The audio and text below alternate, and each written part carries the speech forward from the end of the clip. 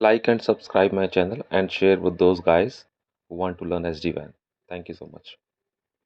So if I'll go through this policy, Cisco VS device use packet duplication to overcome packet loss.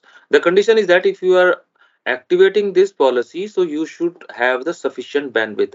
It doesn't mean that because of the some user you choke your bandwidth, because packet duplication definitely will take more bandwidth. Unnecessary, you are sending a traffic from one transport and from other transport also. So you should have some uh, means you should have some buffer about the bandwidth.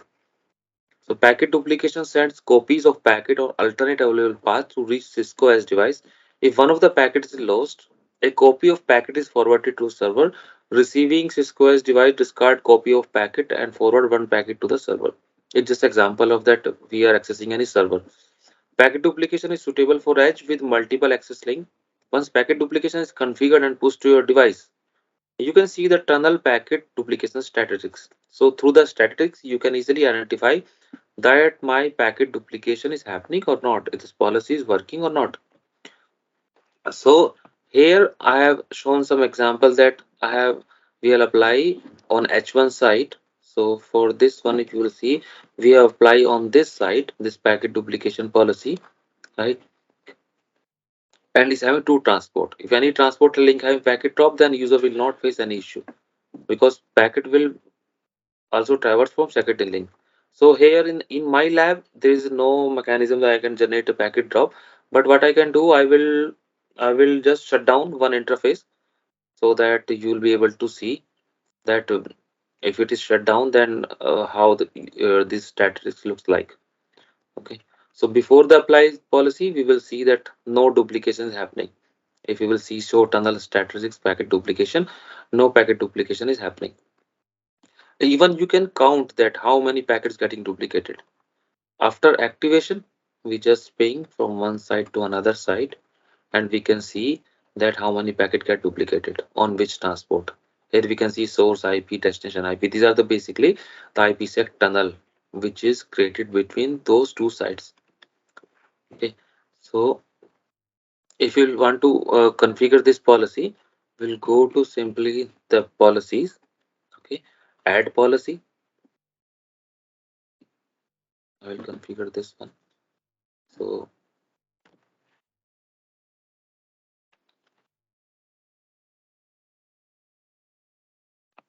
and there's another feature in Cisco that FEC, forward error connection.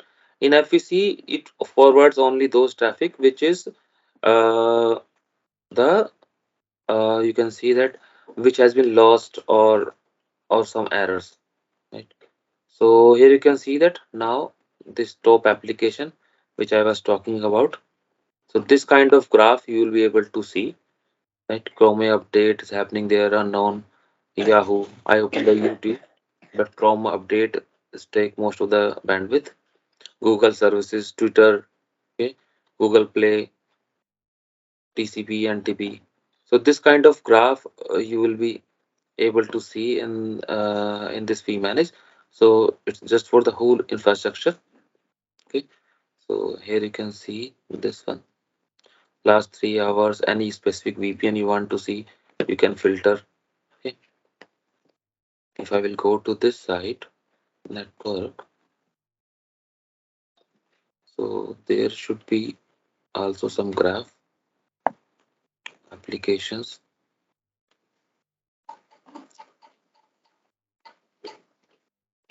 So here is the graph. You can see last 3 hours. This is the graph. So this is the web traffic, basically in green. Okay.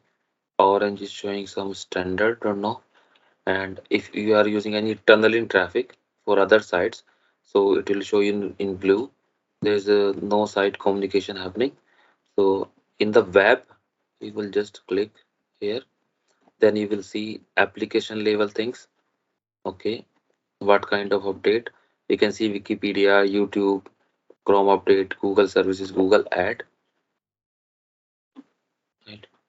So those kind of graph you're able to see. If I will see Yahoo, so you can see that this IP is using the Yahoo, right? Through that you can analyze that basically though which subnet are using most of the web traffic. So I will click on the YouTube because right now we have run the on one PC, so it will show you only one IP, that is 10.10.10.2. So it detected that 10.10.2 is using this Yahoo, YouTube. So that's how you can analyze for your operation monitoring purpose, and then you can make the policy. Suppose this user is using Instagram or Netflix, right? So in a very high bandwidth, so you can block that one so that your bandwidth consumption will be low. Okay, we will work on that one, application block policy. That is very small policy, but I will show you at how you can block the applications. Okay, so go to the policy, add policy. So list mostly we have created. Click on next. Okay.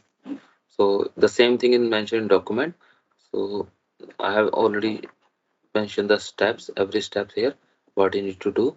So this is basically the traffic data policy, centralized traffic data policy. So the same thing, before creating the policy, we have to make sure that there are certain parameters set. For example, destination prefix, site ID, VPN list. So those things you need to configure. Okay. So packet duplication list, prefix list.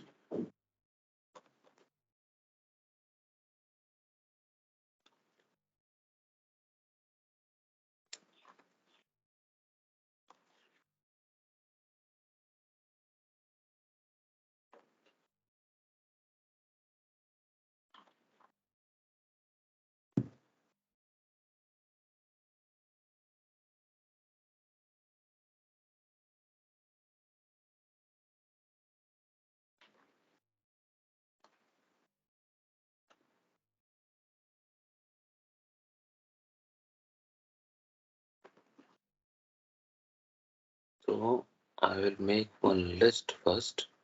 So what I will do, let me check first connectivity. It's everything is fine. Okay, I will use this PC 10.50.50.2. Let me log into there. Okay, close this.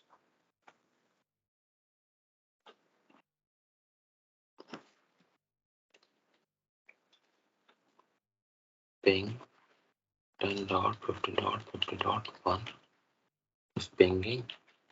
50.2. Okay, it's pinging. Okay, so I'm able to reach from branch 1 VPN 10 till data center VPN 10. Okay, so now I can assume that our this data center and this server is running on very critical applications 10.50.50.2. So what I will do, I will create one list here. Directly you can create the list from their custom option list. So I'll create one list, data prefix list. So create packet application.